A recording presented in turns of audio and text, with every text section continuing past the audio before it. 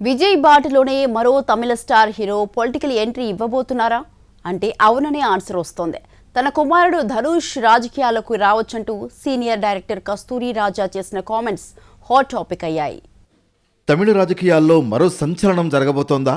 Vijay political entry ఇచ్చినట్లే మరో hero రాజకీయాల్లోకి రాబోతున్నారా? అది కూడా విజయ్కు పోటీగా పాలిటిక్స్లోకి వస్తారా? అటు కోలీవుడ్లో అరవ రాజకీయాల్లో ఇవే ప్రశ్నలు వినిపిస్తున్నాయి. హీరో ధనుష్ పొలిటికల్ ఎంట్రీ ఇస్తారంటూ టాక్ నడుస్తోంది. తమిళనాడులో సినీ రంగానికి రాజకీయాలకు దశాబ్దాల కాలంగా విడదీయరాని బంధం ఉంది.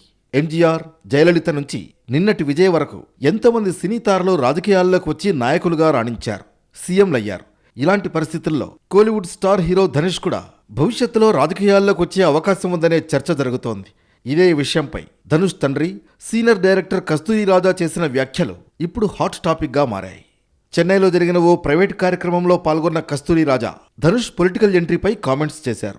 రాజకీయాల్లోకి రావాలనుకుంటే ఎవరికైనా ఆ హక్కు ఉంటుందన్నారు. కస్తూరి రాజా వ్యాఖ్యలతో ధనుష్ రాజకీయాల్లోకి రావడం గ్యారంటీ అని ఫ్యాన్స్ అనుకుంటున్నారు. మరి ఇందులో నిజం ఎంతుందో తెలియాల్సి ఉంది.